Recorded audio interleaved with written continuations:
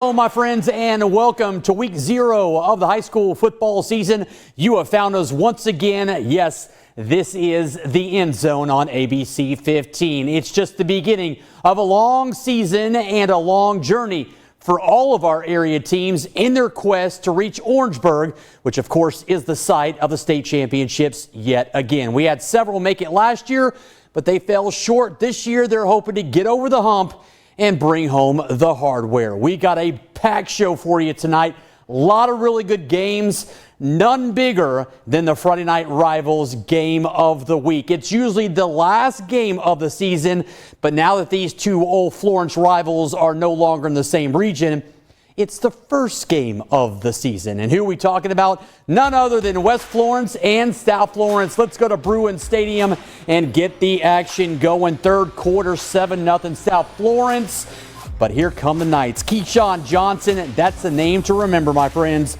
He is in for the score. West, they're out front after the two-point conversion. They take an 8-7 lead. South answers. Messiah Jackson to South Carolina commit Jaden Sellers. They go for two, 15-8. Bruins back and forth we go. West again on the doorstep. Give it up to my man, Mr. Lowry, around the corner. He gets in for another 6. They add a two-point conversion. They take a 1-point lead. Late fourth quarter, Jackson calls his own number, and he walks in. They would add another two-point conversion for good measure just a little bit after that score, and that would end up being the game winner, as South Florence wins this one in a nail-biter all the way through. Last year, the Bruins, well, they hung one on West. Not the case this year. This one came down to the fourth quarter, where South Florence took care of business to win it 23-16 to go to 1-0 on the season. Next week, South Florence heads down to the Low Country to take on Somerville. As for West Florence, they're coming down here to the beach to take on Mickey Wilson and the Seahawks. Two good old friends in Jody Jenneret and Mickey Wilson. They will tangle at Doug Shaw Memorial on the road. Let's stay here on the Grand Strand. This game was originally scheduled to take place at Wilson, but they had to move it to Conway. So the Tigers hosting the Tigers. It's the Battle of the Tigers. Into the first half, Wilson up 6, third quarter. Let's play some football. Brantley running in for the score. That right there would tie the game. Tigers looking good, but Wilson responds with a touchdown themselves. Emmanuel taking it in the hard way. Yes, dives and gets the touchdown. Extra effort, always good. Wilson up 12-6 heading into the fourth quarter. Caleb Collins in for the score to about put this one to bed. Conway falls tonight as Wilson goes on the road and wins a big one. Given everything that football program's gone through over the last 6 months, with the coach coming in, then leaving, they brought back Hall of Famer Darryl Page. He didn't have long to get his staff together and or get this football team prepared in the offseason, but he did it over the last, 3 or 4 months, and they come down here and get it done. Next week, though, they got a big one. They got Gilbert coming to town. As for Conway, they have got to go to Loris, who is maybe, as of right now, I'd say they're the best team on the Grand Strand, and it's not even close. We're going to get to their highlights coming up in just a few minutes. Speaking of Lamar, they were home tonight to take on Jamie Johnson in Darlington. Lamar was just a couple of plays away from playing for a state championship last year, and they have a lot of those guys returning this year. So there's really high expectations for them. And Darlington made the playoffs last year for the first time in a long time. So the measuring stick is just getting a little bit longer for those folks out there in Darlington. They're expecting a little bit more from their football team going into this season. Let's go out to Lamar, and here come the Silver Foxes, ready for a little football, one of the storied programs here in South Carolina, and they got things going. Jalen Augustus, fakes the handoff, gives it to Troy, and Mr. Haley keeps it. Massive run down to the 30-yard line. They were in business. Were the Falcons. They finished it off with the old dog pile push for the touchdown. They have some beef up front, and Augustus just followed those big hogs into the end zone, and the fans were liking it, and rightfully so. They weren't done yet. The Falcons doing a little bit more damage. Brown gets it over the line for a touchdown, and that one counts. And they just continue to run the football. They said they were going to run the football, and they ran the football. But Lamar wasn't done. Zori Pierce finds Quillen for the touchdown. This one was a battle, and it went late. But in the end, Darlington would, in fact, come out with the win, 26-21. These two teams, if they stay healthy, are going to have fantastic seasons. Lamar should be right back in the mix when it's all said and done to play for that Class A state championship. Darlington, with what they have returning and the way they're playing and the way they're set up, they should be back in the playoffs as well. We'll find out. A lot of season left to go in 2024. We'll head back to the coast as the Knights come to take on the Seahawks in Myrtle Beach. And we'll get this one started off on the third play of the game. That's how quick this one got going for West Florence. Lowry follows the big fellas who open up a huge hole. You already know all he has to do there. Just make the house call for that. They jump up 7-0 early as the sun sets on the beach. Does it set on the Seahawks? Seahawks, though, they battle right back. Of course, going to their ground and pound game. The Rhino package. Antonio Brown does his job. It's pay dirt there. We're tied late in the first now. As time ticks off the clock, West marches down the field. Avery Weaver finding a dime there. What a pass to Perkins. That's the second score for the Knights. For the Knights, as the breeze blows, so does that rushing attack that Myrtle Beach relies on so much. They break into the lead here, though. But West Florence would pull away in the second half as we go to the scoreboard in this one. 33-22 your final, as both teams now are 500 on the year. A good bounce back for West Florence. Questionable for the Seahawks as they played host there. West Florence now moves to go back home and host Marion next week. And Myrtle Beach, tough task on the road as they go to Sumter. So having this loss here, how will they respond with a tough task next week? We'll have to wait and see for Myrtle Beach there. We do now hit the road in a matchup. A top 5 matchup here. South Florence taking on Somerville. The Green Wave playing host, and they are not a fun host for most PD teams when they visit or host the Green Wave. Let's get to those low country highlights. Bruins, Green Wave, and the Green Wave, they pick up right where they left off last week. A big opening drive, 5 minutes culminating a nice flip to Keyshawn Washington, who finds the edge and the end zone. Somerville up 7-0 early. Bruins would answer back, perhaps a bit suspect though in this one, because Cameron Abraham moves over, breaks a tackle, breaks a couple, gets out of bounds, it looks like before the pylon, but they appear to show that the ball went across, giving them that. Somerville fans, they're like, what is this? Well, it's a touchdown, tied up there. Somerville possession, though, they come out and they score quick in this one. Cummings swings it out to Washington. He's got speed. Give him the ball. Can't coach speed. Speed wins. He had himself an entire game with 2 possessions there.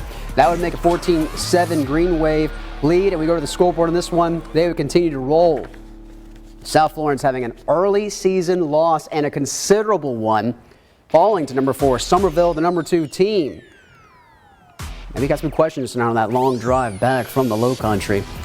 South Florence will take on Northwestern, also continuing their on-the-road stint early in this season with some work to do as they face a tough task tonight. This is a matchup you normally see in the postseason, and this is something South Florence likes to do. They like to match themselves up with great teams early in the year to harden them later down the line. The lessons from this game pan out. We'll have to wait and see as we keep rolling on. As we start off in the PD for this one, a big showdown between some big programs. Carolina Forest visiting Hartsville. Let's get to Kellytown for this one. Coach Calabrese and company breaking in a new turf field as well. They've been wanting that for some time. Second quarter action in this, Panthers trailing. Mullen, though, airs it out to find Ward. Panthers cut into that deficit 2021, still trailing though. Hartsville on the ensuing kickoff. You know, if we're showing you a kickoff, something fun is about to happen. And it certainly does here. Big house call right there, 75 yards to Marion Co. You already know. Red Foxes increased their lead there, 27-20. Carolina Forest nips it up there, all tied up. And actually, that's how we'll end this one. Panthers, Red Foxes with a tie. A little bit of weather had to play a factor in that. First tie between these two programs, and that'll be very interesting how this plays out as the season moves forward. With a tie on the record, could have implications in the playoffs later down the line, because there's still some big games left in this season, especially for Hartsville as they look to take on Camden next week. Carolina Forest playing host to Hoff as well next week. But an interesting start to our end zone with a tie. Maybe the first time the end zone's ever started with a tie as well. That's just how crazy a night it was in the PD for high school football. As we continue on, we'll have PD again with Gilbert and Wilson. Tough matchup for Wilson, as Gilbert is normally going well into the postseason for this, and we'll see how these play it out. But Wilson, they get started early. They got speed over there in Wilson. They like to go fast. So they host the Indians here, and we'll get on to it right now. With Eccles finding Mack at the corner. Big touchdown there for the Tigers, and they are feeling it, feeling it, feeling it. Wilson now on the other side, trying to see if they can stop that Gilbert attack. James would get the handoff to Williamson. Gets by the defense, makes a man miss, and the reach for the touchdown. Crossing the pylons there. Could Wilson answer back? Wilson's bread and butter is running up the scoreboard. Could they do this in this one? Gilbert showing you a special teams move. Why? Because things happened. Wilson gets it. Milo. Miles, he will go, and he is gone. Punt return, touchdown. Love to see it. Love to see the speed that always comes with the Wilson Tigers. And again, this game also impacted by some weather. We're still waiting to get more on that score. We'll update that later as we roll on. Orange again, North Myrtle Beach, Darlington, a game that was also impacted slightly by the storms. We get into the later action as North Myrtle Beach, Chiefs, Falcons, we get what they do best. Relying on Cloninger as he hands it off to Drew Prince, who goes the house. This is a field-to-field score, roughly 60-plus yards for 6. And yeah, track speed there. He had a house call. Dinner was ready. He was hungry. Big score right there for North Myrtle Beach to get things rolling. But Darlington would answer right back. Big pounding game with their big man himself, Jalen Augustus. Hands it off to Scott, battles his way for a touchdown in that one. And this one got interesting near the end, and North Myrtle Beach falls to Darlington. Falcons with a big win. We talked about it in previews, how the Falcons got a taste for victory for the first time last season in roughly 6 or so seasons. Could they continue that momentum here? And they are starting off undefeated after week 1.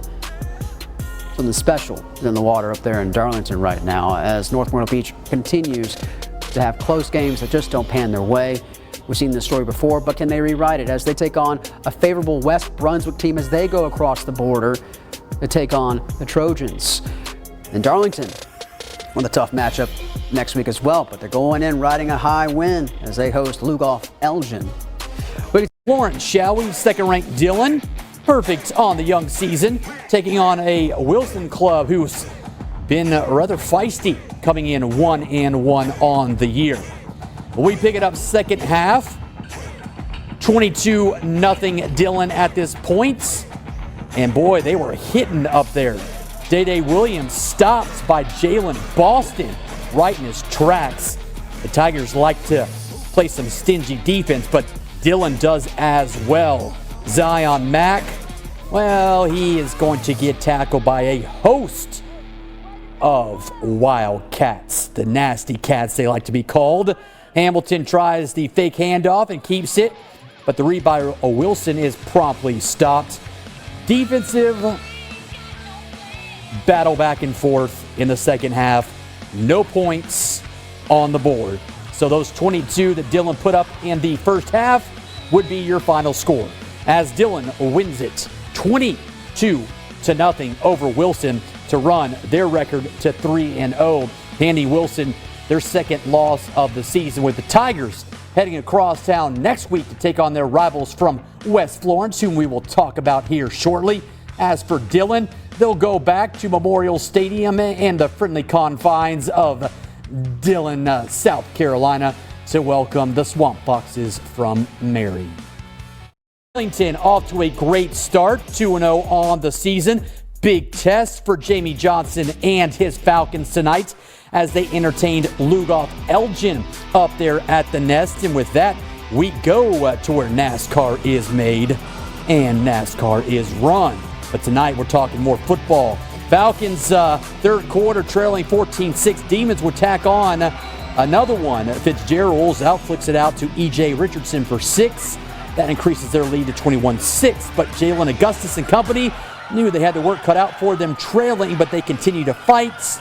Troy Haley rushes up the middle and finds the end zone. That cuts the deficit to 21-12. However, Demons just too much. Grant takes it to the house, and with it, he about puts this one to bed with the long rush down the sidelines. Falcons drop this one 35-18, just their first loss of the season, and they were well on their way to going to 3-0, just ran into a buzzsaw. We'll see how they respond next week when they head out to Sherrall to take on Andy Poole and the Braves, who are going to be coming off that tough loss to Conway. It'll be interesting with both these teams coming in after suffering tough losses on this Friday. They're suffering season-opening losses. Both those clubs, I'm talking about Marion and West Florence, grabbed those wins last week. The Knights did so right here on the Grandstand over Myrtle Beach. Marion did so as well. Both those teams playing well as of late with those 2 wins. Well, they collided tonight in Florence. And that's where West and Marion collided at Knight Stadium. And anytime you got to go to the Castle, boy, you better buckle up and get ready to go, because that team right there likes to play some football. How about Avery Weaver downtown passing to Mr. Perkins? And boy, he comes down with a nice touchdown there. That young man can play some football. The cheerleaders and fans, yeah, hey, they're fired up, and rightfully so. Everybody give Mr. Perkins a wave. Yes. West not done. Weaver fakes the handoff. Quick toss. Keyshawn Johnson, a touchdown. Number 7 back in the end zone. He will be there a lot, as he always is this time throughout the year. West not done. Weaver, pocket, long pass. Johnson, host of Marion defenders, goes up, but he will make the catch and comes down with it. He goes up, he comes down. Yep, Johnson, direct snap, finds a hole for another score. West Florence, yeah, they really put the hammer down tonight, taking care of the Swamp Foxes in a big way, 47-0, as they shut out Marion for their second consecutive win.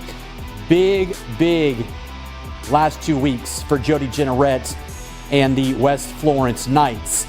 Now they'll prepare for Wilson, as those two will collide next week. We alluded to the fact earlier that Marion will head over to Dillon, as they have yet another tough task ahead of them this time next week. Team of the week right now with Loris North Myrtle Beach as they host the HTC game of the week. Let's roll those highlights real quick for you here. Loris, the top team in Horry County. North Myrtle Beach looking to get a win. Could it come tonight? It'd be quite an upset for North Myrtle, but Loris would have a lot to say here. The bubble screen for Loris, it's their bread and butter. Gerald to Dyson, he makes a man miss, and he goes down that sideline and breaks away from the defender. Speed, over 50 yards for Loris as they strike first lines on the board. Roaring big time, but North Myrtle Beach, the Chiefs would come back and respond. Cloninger calling his own number there for the quick score. We're 7-all, tied up here, but subsequent kickoff, we show you kickoff for a reason.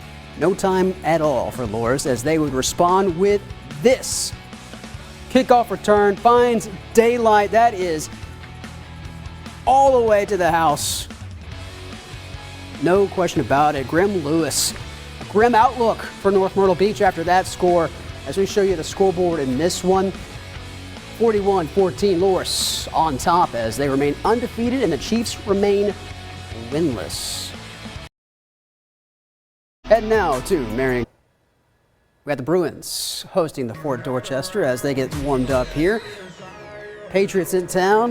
This is one of those matchups that the Bruins mark because Fort Dorchester is usually deep into the playoffs as well each year, and they get things started here early. Dorchester on the board there. Wickersham running left, and you got the sneak handoff to Warthen the other direction for the touchdown. Trickery to start things off.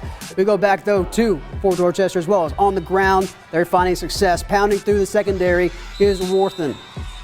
Again with a touchdown. Could South Florence respond? They in fact do with their own bread and butter ground and pound offensive attack there with Waiters finding in through the middle. Pushing over some defenders for that touchdown there. Highlights don't show much success for South Florence, but the scoreboard tells a different story in this one as South Florence will pull away and look pretty good as they now enter 500 on the season. A much needed win for South Florence as they set up these squads early in this part of the season so they can have tests. They can see, what their muscle is as they get prepped for region play. They still have somewhat of an easier setup next week. Quick break going to Crestwood as they get ready for more region play. Solid win though for South Florence as it battles back. West Florence, West Florence crosstown rivalry. How would this one play out? We go to the first quarter with the Knights hosting the Tigers. A lot of speed on the field in this one. Keyshawn Johnson gets things started, running it in for the quick 7-zip score over Wilson. We keep sticking it with West Florence. High-powered offense they have there. Johnson scrambles out of the pocket and he throws and connects in between several defenders. Kellen Thomas fights his way for the first down. Keep on churning them legs. The payoff in the end because Johnson still with the ball in his hands. It's a dangerous place to be. The pass finding Perkins. Perkins makes the guy, shakes off the defender, and he's gone. This is 65 yards. A tutty. Tack on 14 zip at this point. We roll the scoreboard as it was all she wrote with that one. 41-0. Goose egg for the Tigers as West Florence improves 3-1. Tigers gotta lick their wounds 1-3 as they go host Lakewood and West Florence with a tough matchup. Lugoff Elgin. Dillon and Hartsville had their fair share of state championships.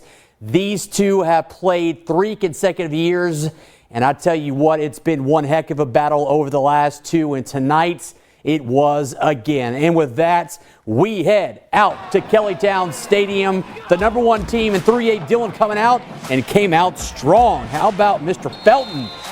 Muscles his way in for the early scores. The Cats strike first to go up 7-0. Game tied, and here come the Red Foxes. E.J. Smith takes the snap, and oh yeah, that young man just puts on the afterburners. Gotta catch him. Hartsville up 14-7. Dillon, well, they push right back and leave it up to Felton to get the run game going yet again. Yeah, that Dillon run game is always fantastic, and it is yet again this season. And that right there would tie the game as we are knotted at 14. End of the half. The field goal up and true. 3 points. Bounces off the goalpost, but hey, it counts. 17-14. Start the second half. Mr. Coe, the all-zoner. You don't want to kick the ball to him because what he's going to do is make you pay. He does it in every aspect of the game. He is a special talent, and head coach Jeff Calabrese knows it. Defense, special teams, offense, you name it. That right there would put him up 24-14. Dillon would come back to make it interesting, but Hartsville would get it done. Red Foxes win it by 10, scoring another touchdown in the final minutes to basically seal the deal, even though they were up by 3 with a minute to go. 38-28. It's Dillon's first loss of the season. It's Hartsville's second consecutive win after winning on the road last week at Rock Hill. So the Red Foxes push their record to 2-1-1. Wildcats fall to 4-1 as they go into a bye and then turn their attention to region play and setting up the big one. Dillon and Loris in just a matter of a few weeks. Boy, that one is going to be a special encounter between those two clubs. As for Hartsville, they'll open region play next week as they head to Florence to take on the old Wilson Tigers.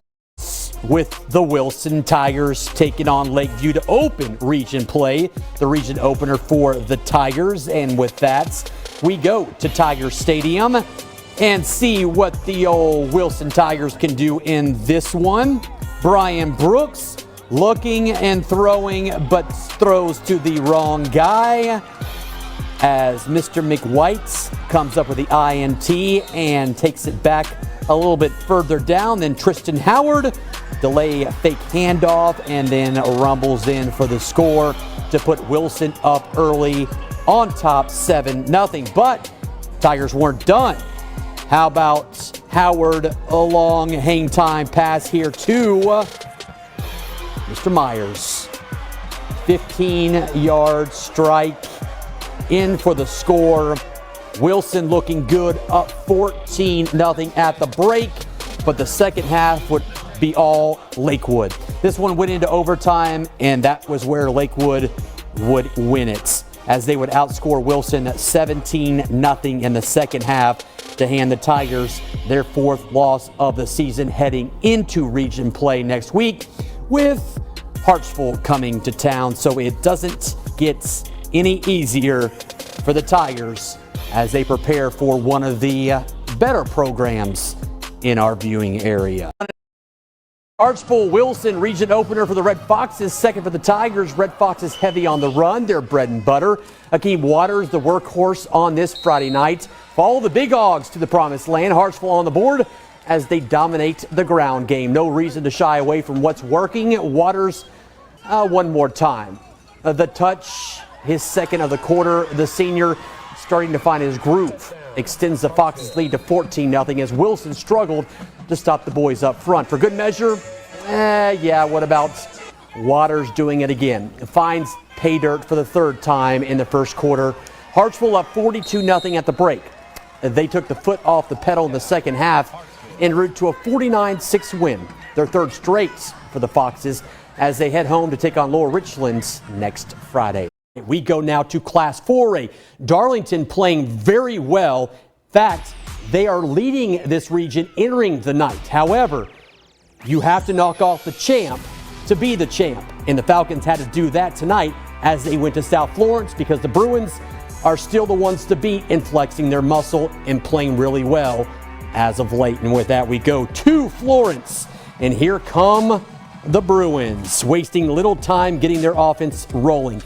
Jaden Sellers, the Gamecock commit, showing off his talent and why he's heading to Columbia. The score gives South Florence the 7-0 lead. A lot of dancing for the Bruins, not so much from Drew Marlowe, laser focused.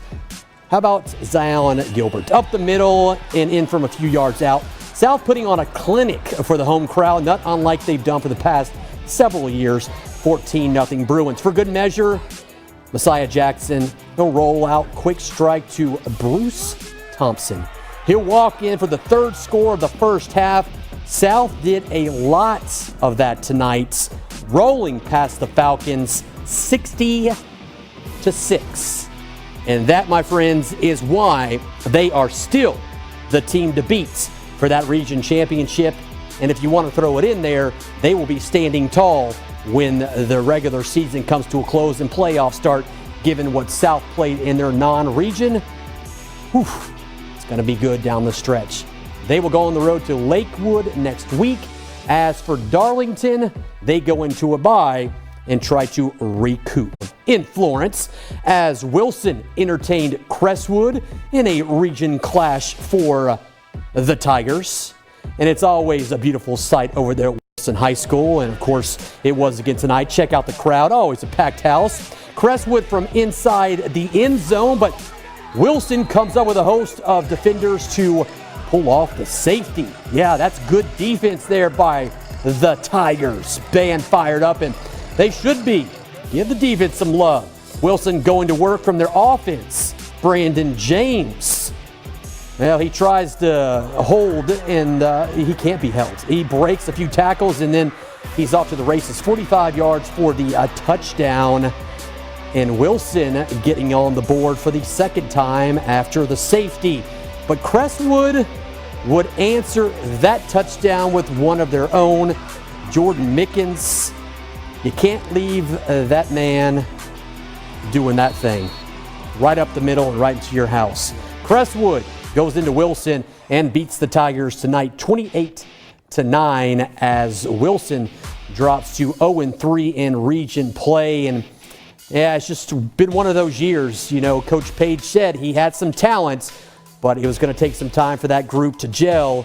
And obviously that is taking a little bit more time than he thought it would be. But there's still a lot of football left to be played. We'll see how they finish. They got to finish strong before they go into next season. And with that, we head up to Bennett for this matchup with Wilson taking on Lower Richland. We get started here. The Diamond Hornets getting a pick right there off the Tigers. They're going the other way, but a fumble, and then recover. The ball is it's just oily right now, I guess. That thing is not staying put. Lower Richland, though, would capitalize on that with a score right there in goal-to-go distance. 8-0 Lower Richland at that point.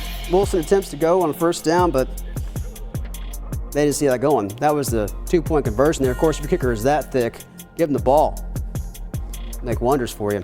Again, another fumble for Wilson as they try to make something work here. Coughing that ball up, that could be a curse for sure. Lower Richland would get another touch of the ball, and they go with some trickery of their own. He's wide open down the seam, and Aiden Jones would pass to Lucas on that. That's Lucas finding pay dirt. A close one this, though, turned out to be. Not the one enough for Wilson as they fall to Lower Richland on the road in region play. 23-20, your final. Wilson with a tough matchup next week as they continue on the road. Head to the Midlands here for South Florence, taking on Lakewood here. Favorable matchup for the Bruins. As we get to this one, we'll go ahead and show you how South Florence made noise early in Sumter, and they made it often. Jackson looking to pass, unloads, deep in the corner, he connects to Valerie. Lennox there looking mighty nice. Big score there for South Florence as they go up. Coach likes it. He wants to see more of it. Jackson's going to give it to him. Big hang time there and a big connection to Jaden Sellers. Who else? D1 commit coming down with it. South Florence up mightily after this point. Lakewood, though, would try to make a response here. And fun enough, it's on special teams. Kick return. Lakewood takes off, splits through it, makes the kicker miss. No one's left. Nothing's left but the home. Going home he goes. Touchdown, Lakewood. One bright spot they had there. And this one, as we show you the final. South Florence stayed dominating in this one. One for Conway. They just came off a key loss there. Myrtle Beach, they're looking to try and find their identity here in this new region. As these two teams give us the Victory Bell matchup we love to see each and every year. Let's get down to the Shaw for this one here. Tigers, Seahawks, Myrtle Beach, getting things going early in this one with Goodrow making a couple guys miss from 20-plus yards out. Let that 25-yard scamper and score to get the Seahawks up early in this one. Home team's loving this, but let's see the real attack here. That is Antonio Brown with a host of blockers in front of him. Myrtle Beach with the ball quickly and another quick score to go up double digits. Goodrow now looking to go to the air. Nothing happening for Conway offensively. And defensively, what a snag by Simmons. Goes over the defender. He's 6'4". That's going to happen. And Brown caps off that drive with another score here. Myrtle Beach were also up 35-0 at the halftime. And we show you the final in this one. Maybe they brought in some younger players to get in some action for the rest of this matchup. Conway only getting one score on the day. Myrtle Beach rolls as they continue an undefeated run in region right now. Conway, though, 0-2, 1-6 overall. Both of these teams on bye. Brandon mentioned how there was a shift in the schedules because of the extension to the season. These teams will be taking a break next week as Myrtle Beach is running a nice high into this one.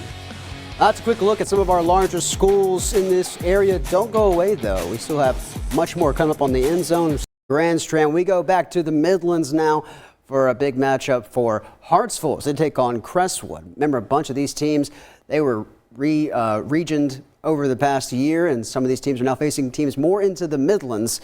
As we'll take you there now to Sumter for this matchup with the Red Foxes taking on the Knights. Now we go into this quick action here with Hartsville, of course, doing what they always do. The ground and pound game. Miller runs to the side. He pushes it in for an easy 20-yard touchdown there. Hartsville was already up 34-0 at this point. That put them up 41-0. And they got that good field position off of an onside kick, in fact. Hartsville would then also get another score right there. That's Barnes keeping up the middle. So at this point, Hartsville's just pouring it on, maybe putting in some reserve players in. Crestwood does manage near the end here, find a quick score. Martin connecting to Jones. It's not a complete blowout as we go to this final in this one. It was all Hartsville. 41-7, Red Foxes looking good right now. 5-1-1 on the year. Undefeated right now in region. As I said, actually a pretty big matchup. Your rivalry game, if you will, historically. Darlington heading to Kellytown next week. That should prove to be quite enjoyable. 5A action, West Florence, Ridgeview. Ridgeview coming here to Florence. Perfect in region play. West Florence just a game back at 2-1. So obviously a crucial game for the Knights. And with that, we go to West Florence High School. Pick it up second half. Ridgeview on the move. Trey Howard gets out of there and lobs it to Darius Carter. Slides down for the catch and the touchdown. However, there was a flag on the play, or flags in the end zone. Nevertheless, West looks to counter. Keyshawn Johnson takes the handoff, and he will book him in for a touchdown.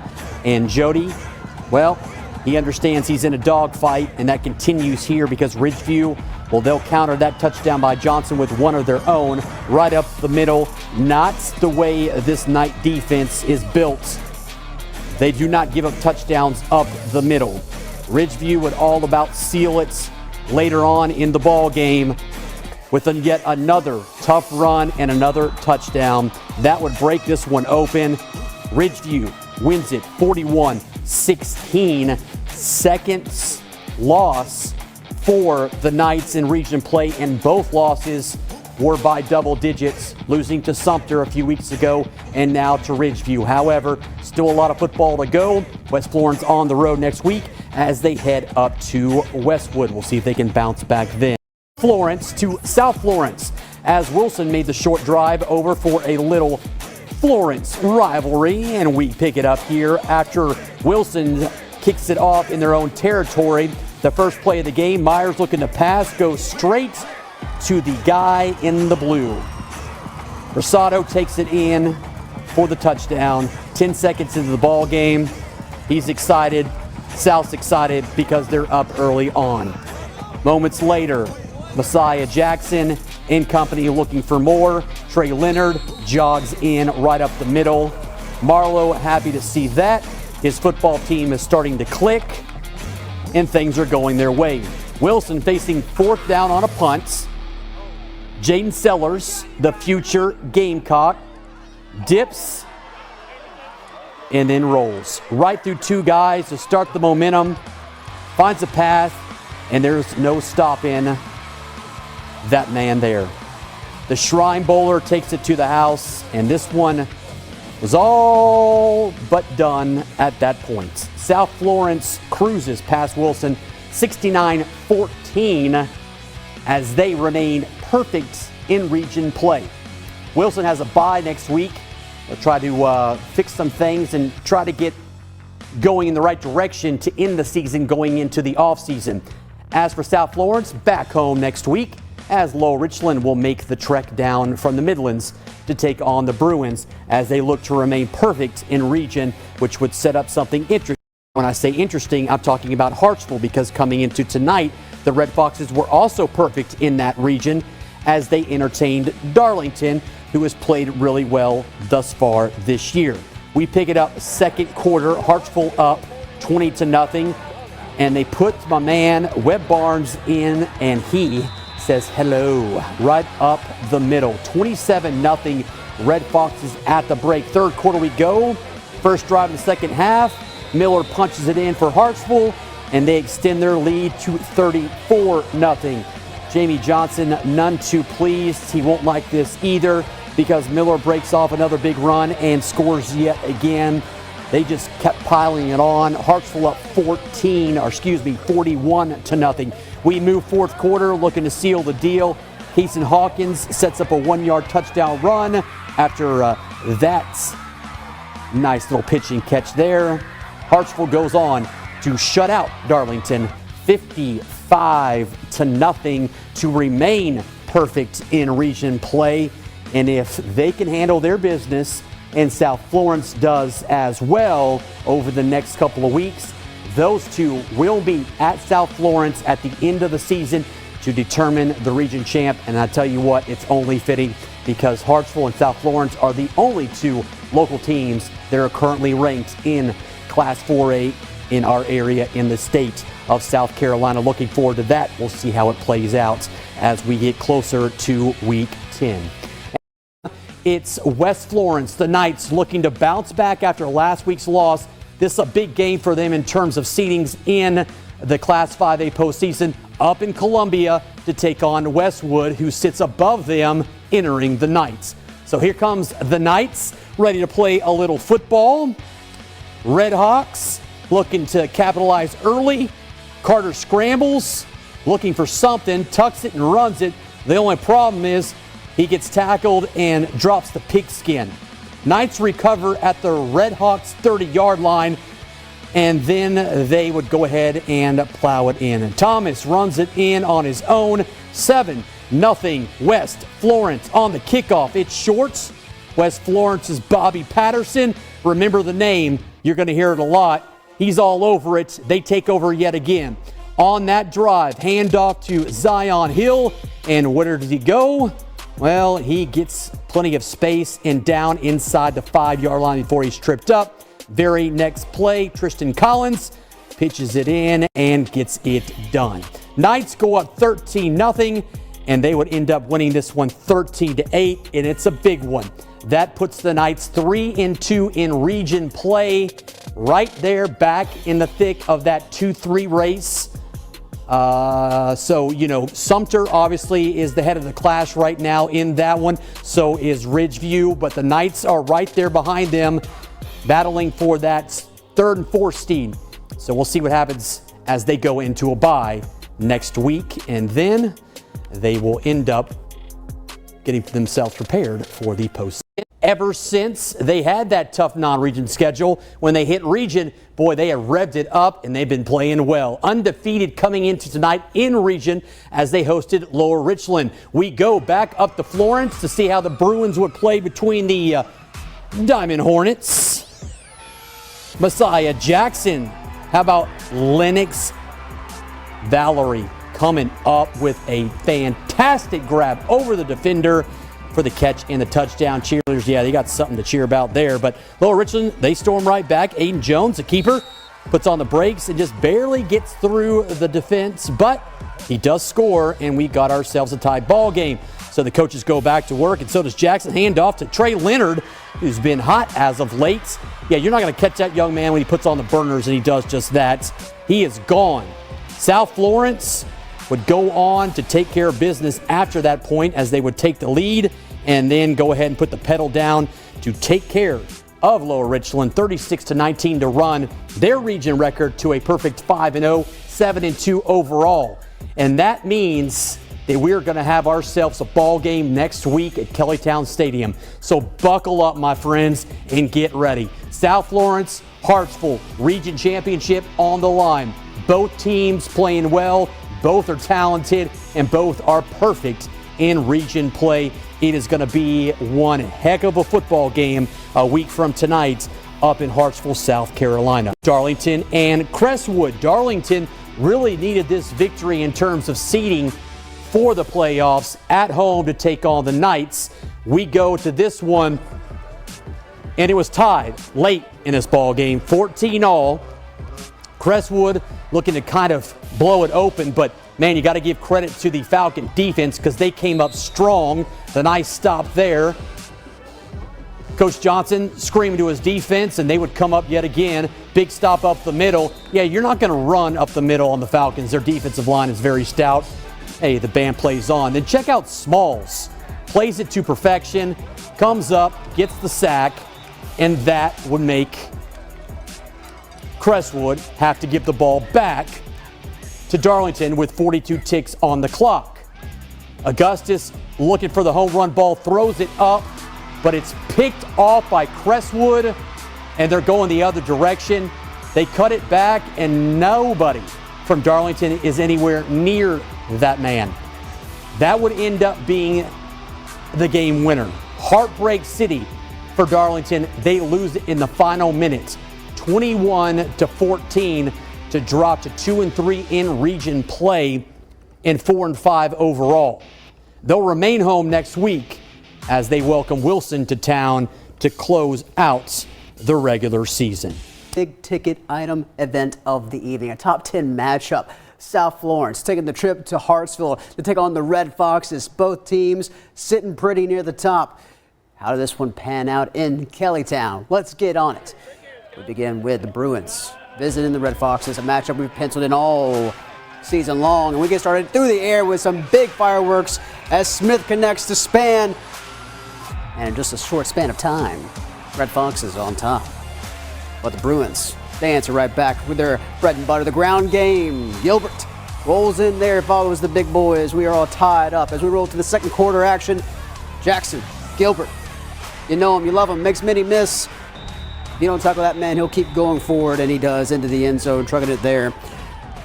I guess it's actually to a tie game still, 14-all. And then this happens. We're getting to kickoff action. Why? Because fun things happen on special teams, especially when the ball is in Reeves' hands. He slips past everyone, past Josh, and he's gone. Some solid blocking for the Red Foxes, and they're fired up on the sideline with a kick six. 21-14 here. As we get Red Fox ball again, and they make a move. Some misdirection on the outside. He goes. Smith psychs everybody else, and that's Valerie with the ball. To the end. At the fences he goes. 28-14. Hartsville at this point. You want to see a play like this every day? This is crazy. Bruins scrambling, trying to find something. Deep pass. But who gets it? The guy you don't want to get it. Reeves. He's returned a kickoff. He's going to sit and bask in the glory of that interception? No. He's on the defense. He's scanning the crowd, and he makes a move. Makes multiple miss. Quarterback can't catch him. Where's the white shirts?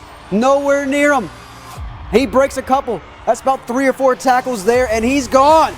The blocks, the breaks, a kick six, and a pick six for Reeves. I'd be tired too after that, my friend. Let's go to the scoreboard on this. It was a wild barn burner of action tonight in Kellytown. Hartsville, the Red Foxes making a statement victory in this one, 54-35. As both teams now wait for their respective placement in the playoffs. Hartsville started the season off with a tie. And look how they finish it, making some big noise. Taking down to the Wilson Tigers. In this matchup, the Falcons are looking pretty good. High hopes to getting maybe some postseason play. Wilson, though, desperate need of a win here. Could they get it? Let's get things rolling in this one. Deep into Darlington, we go into this matchup. We're going to start you off with Augustus here. This guy, he's got just a cannon, but then he loses the ball. And then we got a big man with the ball. It's going down. Wilson, the big man. Keep trucking, man. He's going to go. The block is there. Oh, no, it's not there. You got a block for that guy. He's trying so hard. They would get downfield, and It eventually would pan out for Wilson. They'd get down to the score with Myers, keeping it and dashing it. But man, I really wish Hopkins would get that kid some oxygen. He had it. It was so close. Could have been beautiful. Well, we get back to Darlington ball. Augustus now making some action. He gives the ball off to Scott, fighting for that score. Makes a bunch miss. And that was a big score for Darlington, too, in this one. This game was tight near the end as we show you the score on that. Darlington, though, would prevail in the end. The highlight, though, of the day is Hopkins. That was great. Love that kid. But Darlington with the big dub here. Wilson winless in region play. Darlington now sitting at 500 in both. They're on bye now, looking for a chance at maybe where they get placed in postseason. Tigers. Now we head to the beach. The Battle of the Beach. One of my personal favorites here as Myrtle Beach. The Seahawks make the trip up 31. Take on the Chiefs in Little River. We get to this one with a slow start, actually, but solid defense. Coninger trying to find something. He finds the other man. That's Brown. Feeling it after that pick right there, but nothing coming out of that points-wise. North Myrtle Beach actually responding with a pick of their own. Chiefs looking pretty good. That's Springerth with the interception, but a scoreless first half. Second frame, we finally see some points. Chiefs relying on that big O-line. And Drew Prince opening things up. 6-0 on the board with that one. North Myrtle strikes first. But Myrtle Beach would answer right back. Going down the field, capping it off with the Wild Hawk formation. Direct snap to Brown, and he will find the end zone. 7-6 at that point, and the Seahawks don't look back in this one. There wasn't a whole lot of football left to be played when they finally scored in the third quarter. So we go to the final in this. Myrtle Beach would hold on, capping off a couple more scores to take down North Myrtle, who was undefeated in region play. The Chiefs headed their first loss in region play as they now have a tight turnaround to take on Carolina Forest, who is undefeated at top of region. That game likely now the deciding factor as the Seahawks, Myrtle Beach fell to Carolina Forest, but they get a solid dub here over North Myrtle. That'll feel pretty good as they head in to take on Saukesty. Hosted the Beaufort Eagles tonight. Action got started really early on. And this one, after the captains would shake hands at center field, as they always do. Kickoff to start the game. Beaufort's Caleb Stephen catches the kick, takes off. The defense can't keep up until McCoy Harry is going to take Stephen down right there at the 5-yard line. And actually, Hartsville would hold defensively. Huge stop early on in that game. Their cheerleaders not loving it too much. And then on offense, Marcus Johnson takes the snap, fires out, and connects with Tyree Kelly, who walks it in for a Hartsville touchdown. Big turnaround there, so Hartsville up 7-0. Now we take this one into the second quarter, and with the ball again, it's Johnson. He's going to throw another deep bomb to Kelly, who's just getting by the defense all night.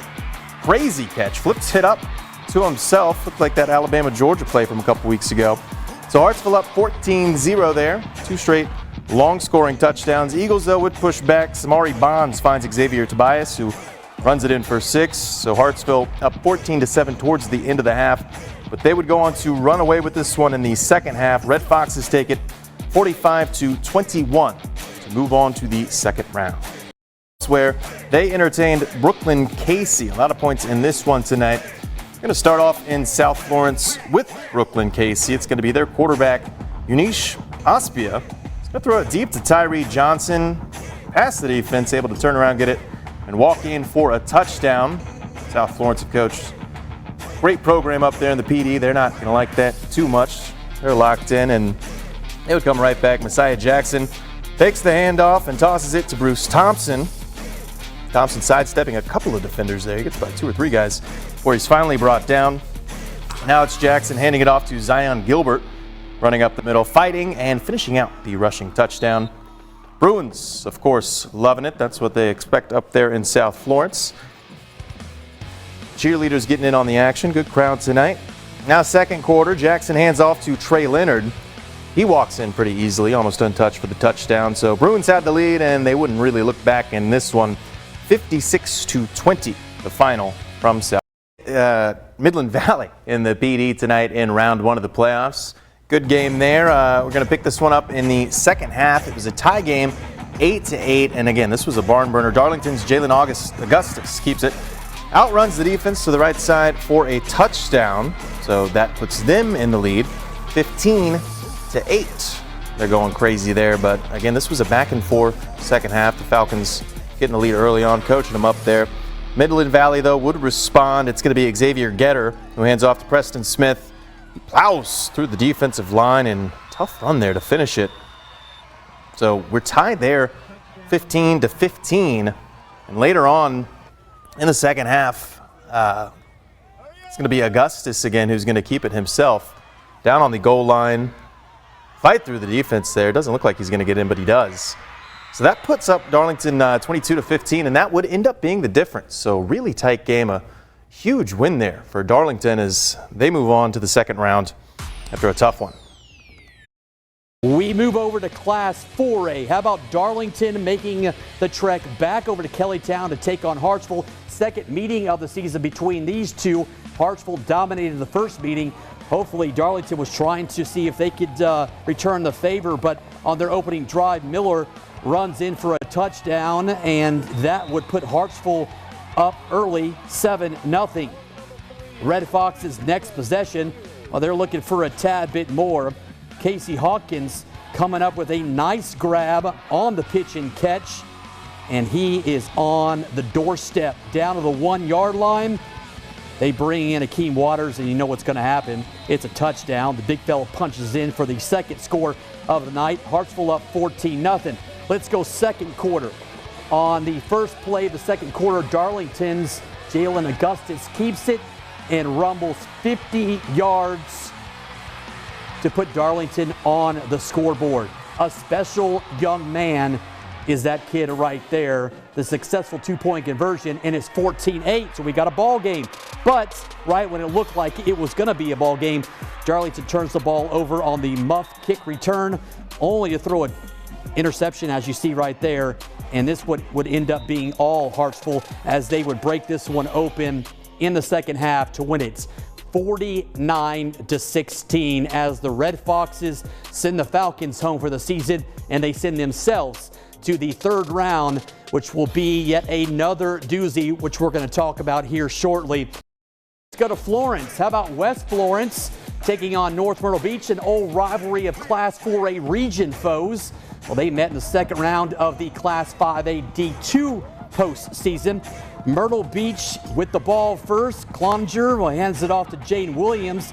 The first line, well, he gets through it, but unfortunately he can't get past Patterson or Alexander.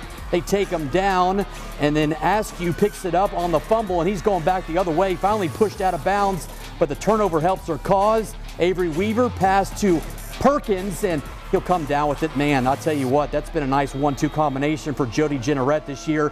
Touchdown there.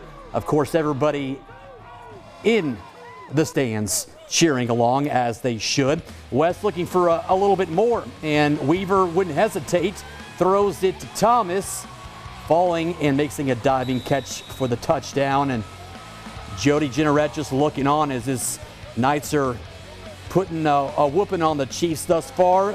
Weaver, running back, throws to Mr. Lowry, and Terry running and avoiding the defenders, and finally finds the end zone for the third time on the evening. The Knights do, and it was all West Florence. Yeah, they roll over the Chiefs 34-3 as the Chiefs season comes to a close. But you got to give North Myrtle Beach credit. You know, they started off winless, and then they went into region play and knocked off some pretty good football teams to get themselves into the playoffs. They won last week at home to get to the second round. They just ran into a very good and hardened West Florence football team tonight. It ended up being a big difference in that one.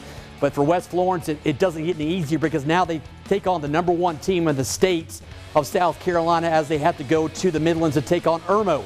That will take place next Friday. And of course, you know what?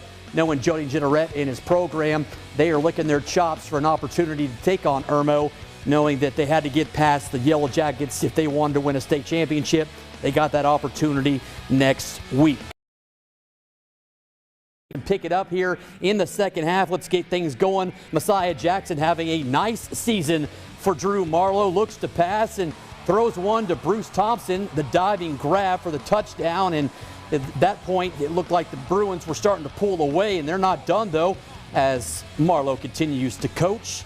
Jackson steps back, looks for a big play, big hang time. And check out Jaden Sellers in the end zone, the future Gamecock, coming down with another score. Amari Adams looks on, the Clemson commit, soon to be signee. And then on the kick return, how about Evan Hollard? Yeah, well, he's going to return by Hilton Head, and they find a perfect path to return the rock. And of course, you know, special teams is one of the areas you have to be good at. You have to be good at all three, and I guarantee you Marlowe was not too pleased about that kickoff return there, and he'll talk about that at practice this week. But Jackson keeps it and pushes it in to go ahead and seal this one as South Florence goes on to win this one tonight over Hilton Head 56-28, and that sets up round 2 between South Florence and Hartsville. To Kellytown Stadium we go. Pick it up here early on with the Bruins looking to get things going. Messiah Jackson looks to pass, launches one to Lennox Valerie, and he strolls into the end zone. And Drew Marlowe said he was ready for this game, and you can tell he's pretty fired up as he gets. Jackson finds a clean path for the end zone for another touchdown. And the Hartsville sideline, yeah, they're finding themselves down early 14-0. South Florence continues to put the pedal down. Jackson hands off to Mr. Sellers, and he flat out runs over the defense and into the end zone. South Florence leading this one 21-0. Hartsville finally gets on the board. It's Akeem Waters, the reigning region player of the year. But by then, South Florence had already put themselves in fine position to win this one, and in fact, they do. They handle business 49-21. South going back to the lower state championship. Well, they will take on North Augusta next Friday. Big night for several area schools in their quest to reach Orangeburg, site of the state football championships. South Florence, one of the 3. Bruins on the road at North Augusta. A big test, to say the least, against the club sitting 12-1 on the season. Bruins a win away from a return trip to the title game. Marlowe getting the boys fired up. South found themselves trailing 20-0 in the second, but they chip away. Messiah Jackson on the keeper puts the Bruins on the board, down 20-6 after the missed 2-point conversion. Then Trey Leonard with some moves in the run game. Scampers down the sideline for 6. South back in the ball game, down 7 at the half. We go third quarter. After a Jackets turnover, South would make them pay. It's Sellers, the future Gamecock, taking one to the house, and just like that, we are tied as the Bruins erased a 20-point deficit in the fourth with less than 9 minutes to go. Jackson powers his way in to put South up for the first time. The defense would do the rest, and it was that unit that would seal the deal late as South is heading back to the state championship after a 7-point win on the road at a very good North Augusta team. This time of the year when it's cold, you got to run the football and you got to play great defense. And so we just started kind of hammering them, hammered away, and we're able to make enough plays at the end. But the story of the night is our defense. Coach Marlowe was like, he was saying, you know, like, we've been in this before. So he was like, just don't put your head down. So we just got to keep working and just keep fighting. It's just a blessing we're going back to Orangeburg, bro. All right, so here's how it looks. South Florence will face West Side for the crown next Friday on the South Carolina State campus. Game time for this Class 4A state championship is set for 7:30. A win there would bring the state title back to South Florence as they become a staple in the state championship power rankings over the last 5 years. We will talk to the Bruins a little bit later on next week as they prepare for this championship. For the third consecutive year, South Florence concluded their season in the Class 4A state championship. Tonight, doing so in Orangeburg against West Side. The same West Side the Bruins lost to last season. This season, South looking for a different result, but found themselves trailing by 7 at the break. Then the second half began, and a heck of a football game it was.